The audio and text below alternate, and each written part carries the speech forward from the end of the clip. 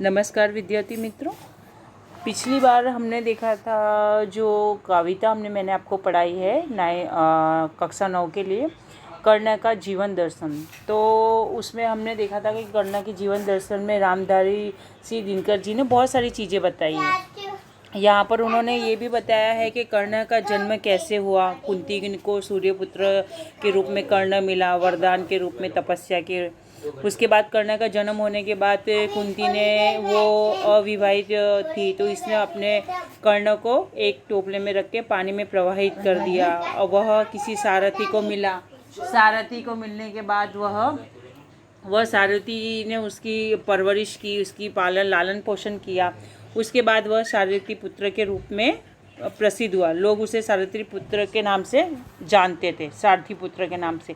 अब यहाँ पर देखें तो कर्ण और दुर्योधन की मित्रता आती है। ये एक महाभारत का एक अंश है, उसमें से एक छोटी सी एक अंश के रूप में एक कहानी ली गई है, जिसको कहते हैं रश्मिरथी का। ये खंड काव्य के रूप में है।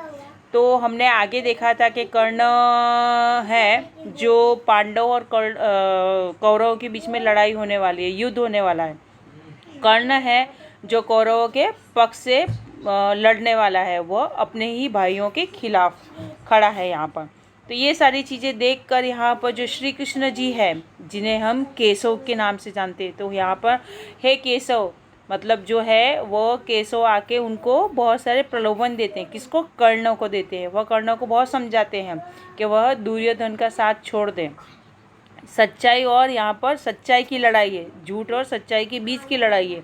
तो यहाँ पर जो है पांडव है वो सब सच्चाई की तरफ है और जो कौरव है वो झूठ की तरफ है। लेकिन यहाँ पर कर्ण अपनी मित्रता के लिए वह कौरवों को नहीं छोड़ता है। क्यों नहीं छोड़ता है? वो इसलिए नहीं छोड़ता है कि दुर्योधन ने उसके बुरे वक्त में उसका साथ दिया। जब लोग उसे सारथी सारथी पुत्र करके चिल्ला रहे थे, तब दुर्योधन ने उसका साथ सहकार दिया। एक उसे अलग से राज्य दिया, उसे राजा बनाया, दौलत धन सब कुछ दिया। लेकिन कर्ण को यहाँ पर किसी भी चीज़ का लोभ नहीं है, ना राजपाट का, ना सुख भोगने का है। वह तो अपने आप को क्या समझता है कि पर्वतों में जंगलों में रहने वाला समझता है। वह नहीं चाहता कि सोने के महल में रहे, सुख समृद्धि से रहे। ये सब चीज़ें हमने पिछली बार के काव्य पद में देखी थी। अब आगे का काव्य पद देखेंगे हम लोग। यहाँ पर प्रसादों के कनकाब शिखर होते कबूतरों के ही घर, महलों में गरुड़ न होता है, कंचन पर कभी न सोता है। तो यहाँ पर कविता हम इस प्रकार है कि सोने जैसी चमक दमक वाले राजमहलों की चोटियाँ कबूतरों की घर बनती हैं, गरुड़ पक्षी कभी महल में नहीं रहता है।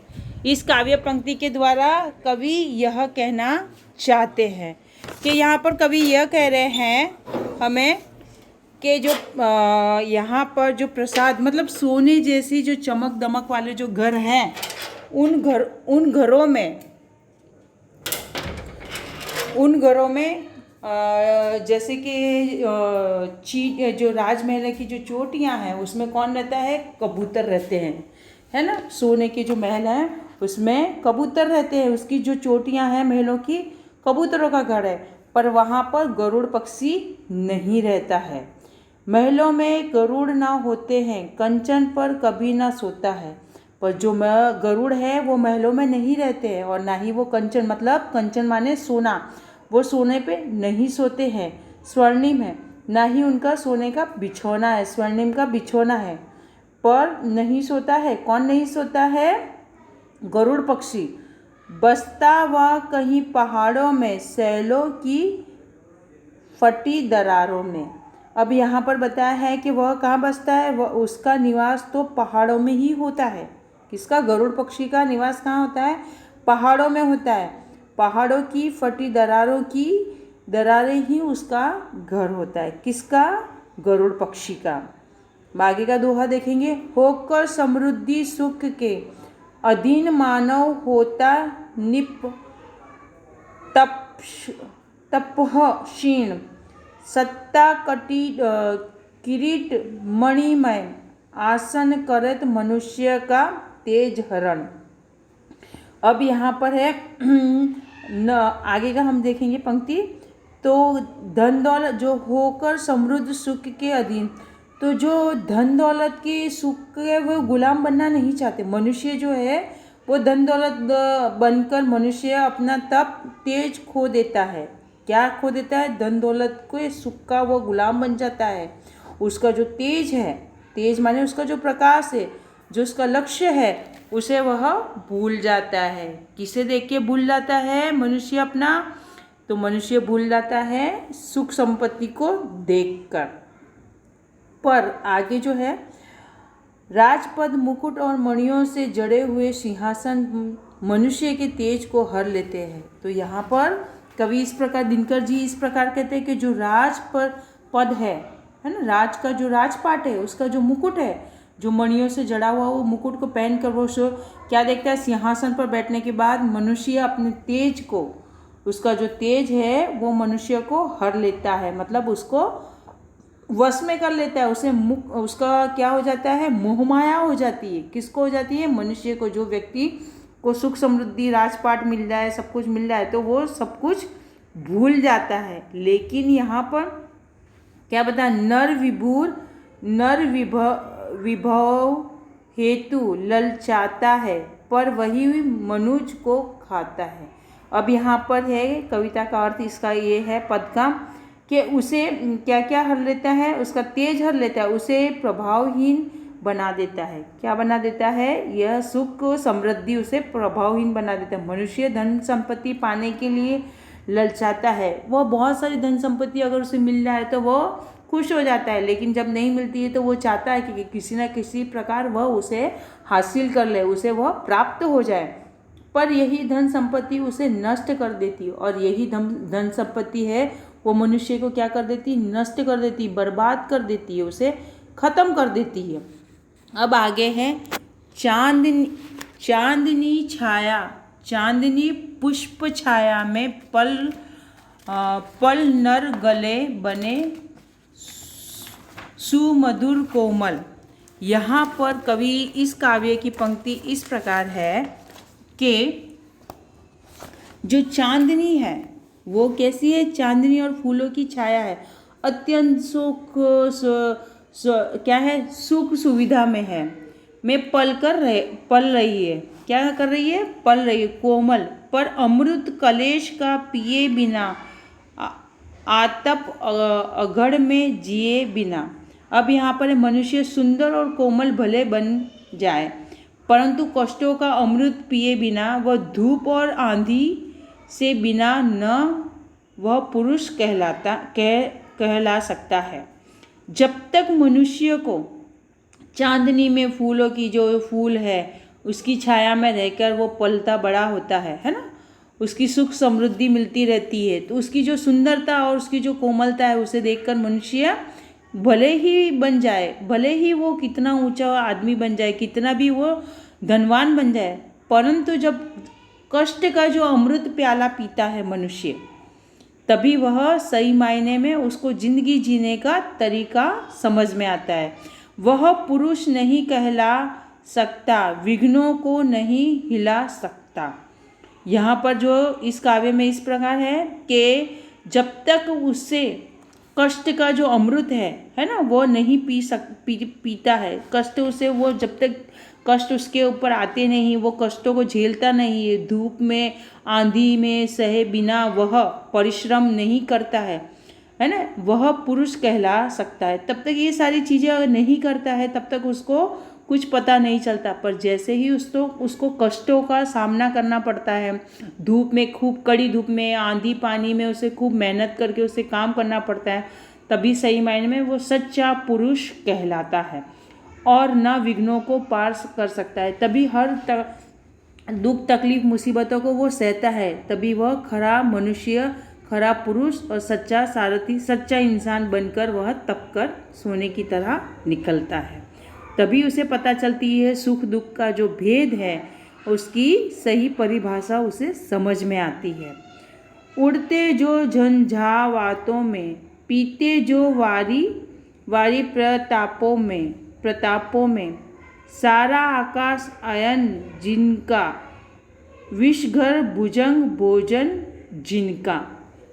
इस पंक्ति का इस प्रकार है कि यहाँ पर जो आंधी तूफानों में उड़ते हैं, प्रपातों मतलब झरनों का पानी पीते हैं, सारा आकाश जिनका घर है, और विषैले सांप ही जिनका भोजन है। तो यहाँ पर ऐसे ही वे क्या कहला है, ऐसे ही गरुड़ की ही सांप में बंधन से वह छूट पाते हैं। वे ही फड़नी बंधु छुड़ाते हैं, धरती का हृदय जुड़ाते हैं। क्या करते हैं वे? धरती का हृदय जुड़ाते हैं। तो ऐसे में वह क्या करते हैं कि गरुड़ से ही वह गरुड़ को ही सांप के मुंह से छुड़ाते हैं। सांप को क्या है? गरुड़ ही सांप के बंधन से छुटकारा दिलाते हैं और धरती के हृदय को शीतलता देते हैं। और वह जो मातृभूमि है, जो धरती है, उसके हृदय को वो शीतलता, ठंडक पहुंचाते हैं। मैं गरुड़ कृष्ण में, पक्षी राज सिर पर न चाहिए, मुझे ताज दुर्योधन पर है, मुझे ताज दुर्योधन पर है। विपद घोर सकता न किसी, विष उसे छोड़ रणखेत पाटता है, मुझको अही पाश काटता है मुझको। तो इस पंक्ति में कवि ने इस प्रकार समझाया है। कवि कहते हैं, हे कृष्ण, मैं ऐसा ही गरुड़ पक्षी हूँ, मुझे अपने सिर पर मुकुट नहीं चाहिए। यहाँ पर ये वाक्य जो है वह कौन कहता है? कर्ण कहता है। किससे कहता है? श्री कृष्ण से कहता है कि हे श्री कृष्ण, मैं गरुड़ पक्षी ही हूँ, मुझे अपने सिर पर क्या चाहिए? ताज नहीं चाहिए, मुझे राजपाट नहीं चाहिए। इस समय में दुर्योधन मेरा जो मित्र है वो भयंकर विपत्ति में, मतलब बहुत बड़ी मुश्किल में, तकलीफ में फंसा हुआ है, मुझे उसे वहाँ से निकालना है। मैं किसी भी तरह उसे छोड़ नहीं सकता हूँ। मैं उसे ऐसे विपत्ति के समय में, मुश्किल के समय में, कष्ट में उसे छोड़कर नहीं जा सकता हूँ, मुझे उसकी सहायता तो करनी ही है। यह कौन कहता है? कर्ण कहता है। मैं तो युद्ध क्षेत्र में उतरना है और मुझे तो युद्ध लड़ना ही है, तो मैं कौरवों की तरफ से युद्ध लड़ूंगा, मैं पांडवों की तरफ से नहीं। मैं दुर्योधन का मित्र हूँ और दुर्योधन के नागपाश को काटना है। मतलब दुर्योधन के जितने भी जो दुश्मन हैं, है ना, जो उसके विरोधी हैं, मुझे उन्हें हराना है, उन्हें नागपाश को काटना है, मतलब मुझे उन्हें हराना है और मुझे दुर्योधन को विजय दिलानी है। तो यहाँ पर ये जो रश्मिरथी खंड काव्य में का एक छोटा सा जो खंड लिया गया है वह बताया है। ये पूरी कहानी है जो महाभारत के एक अंश में से छोटा सा अंश है। तो यहाँ पर कौरव और पांडवों की जो लड़ाई है उसके बारे में बताया गया है। अब यहाँ पर हमारा काव्य है वह पूर्ण होता है। अब हम यहाँ पर शब्दार्थ देखेंगे, जो शब्दार्थ और टिप्पणी के रूप में है। तो जो कठिन है हम उन्हें समझेंगे, उसके अर्थ को समझेंगे। वैभव माने धन और दौलत, है ना। विलास, दूसरा शब्द है विलास, मतलब सुखोपभोग। तीसरा चाह, मतलब इच्छा, इसका दूसरा समानार्थी शब्द है अभिलाषा। पांचवा है परवाह, जिसका समानार्थी है चिंता। दूसरा है व्याग्रता। पांचवा है निर्मल, जिसका है पवित्र और शुद्ध। छठा है करतल, जिसको कहेंगे हथेली। करतल माने हथेली, आपके हाथ की हथेली जो होती है ना, उसे हम करतल। और आगे का शब्द है निर्धन, मतलब निर्रहित, कंगाल, दरिद्र, मतलब बिना धन के। धन रहित, मतलब बिना धन के, कंगाल और दरिद्र। आगे का शब्द है विभव, मतलब धन। वैभव, विभव मतलब धन, संपत्ति दूसरा, और तीसरा है ऐश्वर्य। आगे का शब्द है प्रभुत, मतलब अधिक, और उसका दूसरा है प्रचुर। इसके बाद का शब्द है अत्यल्प, मतलब बहुत थोड़ा। इसके बाद का शब्द है हास, मतलब निंदा, उपहास। इसके बाद का शब्द है चाकचिक्य, मतलब चमक, चकाचौंध, है ना, एकदम चकाचौंध होना, बहुत ज़्यादा चमक आए तो आंखों से चकाचौंध होना जिसे तुम बराबर देख नहीं पाओ। कंचन, कंचन माने स्वर्ण, माने सोना। आगे का शब्द है प्रसाद, माने देवताओं या राजाओं का घर। आगे का शब्द है कनकाब, मतलब स्वर्णिम, आभा वाले। आगे का शब्द है शैल, माने पर्वत। इसका दूसरा शब्द है पहाड़। तीसरा शब्द है चट्टान। आगे का शब्द है दरार, मतलब दरज। उसका दूसरा अर्थ है दरज शब्द समानार्थी। फिर चीर और फूट। इसके बाद का तपक्षीण, तपक्षीण मतलब दो विसर्ग है, वो विसर्ग है जो गले से निकलते। तपक्षीण पेट से खींच के आप जैसे बोलते हैं अंदर से, तो उसका है अर्थ निर्बल। इसके बाद का शब्द है किरीट, मतलब मुकुट। इसके बाद का शब्द है तेज, माने प्रभात, प्रभाव। इसके बाद का शब्द है तेज माने प्रभाव, क्रांति। इसके बाद का शब्द है उसी का चैतन्यात्मक, ज्योति और चमक। ये इसके समानार्थी शब्द हैं जो एक से ज़्यादा है। इसका एक ही अर्थ होता है। समानार्थी का मतलब होता है सिमिलर वर्ड, इंग्लिश में जो बोलेंगे, और समान अर्थ। एक जो शब्द बहुत सारे होते हैं जिसका अर्थ एक ही होता है। इसके बाद का शब्द है कोमल, तो उसका समानार्थी शब्द है मृदुल। दूसरा है सुकुमार। फिर है कलेश, उसका अर्थ होगा दुख। दूसरा कष्ट। तीसरा वेदना। इसके बाद का शब्द है अमृत, जिसका अर्थ है मुक्ति। इसके बाद का शब्द है आतप, इसका अर्थ है धूप। दूसरा उष्णता। तीसरा गर्मी, मतलब एक से अधिक वर्ड है उसके। इसके बाद का है घमंड, मतलब इसके बाद का अगंड, मतलब आंधी। अगंड माने आंधी जो जोर से आती है वह। फिर झंझावात, झंझावात का अर्थ है समानार्थी जो दूसरा शब्द है उसका वर्षा सहित तीव्र आंधी। झंझावात मतलब वर्षा के साथ तीव्र आंधी, खूब जोर से, जो अभी बारिश का मौसम चल रहा है और बारिश जब आती है तो उसके साथ खूब तेज हवाओं के साथ, खूब आंधी बांधी के साथ, जोरों से हवा के साथ जो बारिश आती है उसे वर्षा सहित तीव्र आंधी कहते हैं। ठीक है। इसके बाद का है बारी, मतलब जल और पानी। इसके बाद का है प्रताप, मतलब पहाड़ या चट्टान का खड़ा किनारा। इसके बाद का है अयन, मतलब इसका अर्थ है आगे का है गति, इसका समानार्थी चालक। दूसरा, तीसरा पथ और चौथा गमन। इसके बाद का शब्द है विष, उसका समानार्थी है गरल और जहर। इसके बाद का शब्द है भुजंग,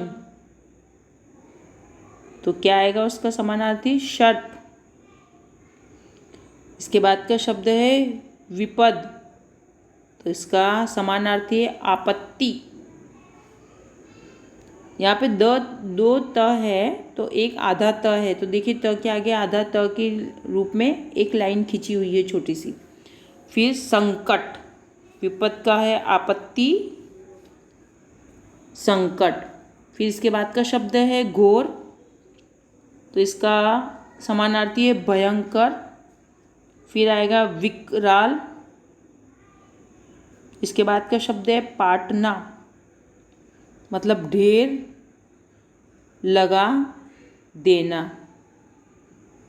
इसके बाद का शब्द है अहिपाश, तो इसका अर्थ होगा सांप का बंधन, मतलब फणी बंध।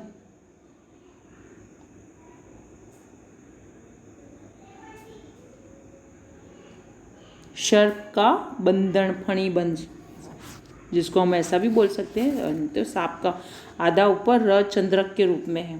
ठीक है, तो विद्यार्थी मित्रों यहाँ पर हमारा जो चौथा काव्य है वो पूर्ण होता है। अगले जो आपका वीडियो आएगा उसमें हम स्वाध्याय करेंगे, पर अभी जो आपका होमवर्क है वो आपको ये शब्द के अर्थ लिख कर आपको नोटबुक में मुझे शाम तक आपको सेंड कर देना है। उसकी पिक्चर क्लिक करके मुझे भेजना है। नमस्कार विद्यार्थी मित्रों।